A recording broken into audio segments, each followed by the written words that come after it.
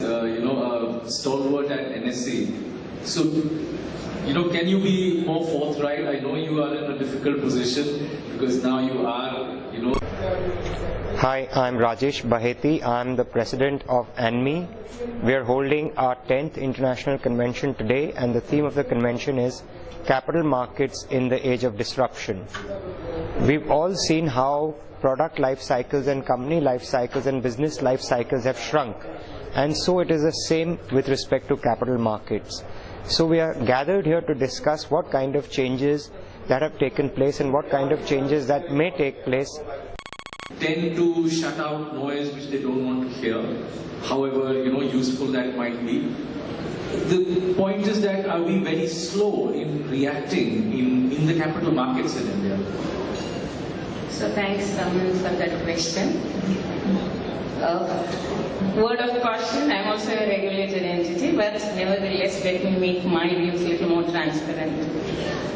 Having seen the regulator and also the industry bodies very closely. Yeah, we put two demands on our regulators and the government.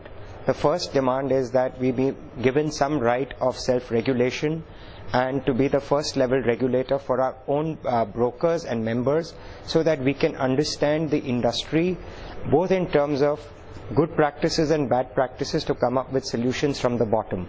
The second thing that we want from the government is that we be given a greater say in regulation in terms of policy making for the capital markets, taxation, because the government sometimes uses the fact that we are such a transparent industry where every transaction is recorded electronically to tax us at various levels just because it's easy to tax us. So we also demanded that we want a greater say in policy making. We want to be taxed as an industry, but not overtaxed or undertaxed, but not at multiple times. So these were the two key demands that would help the capital markets grow from the government side.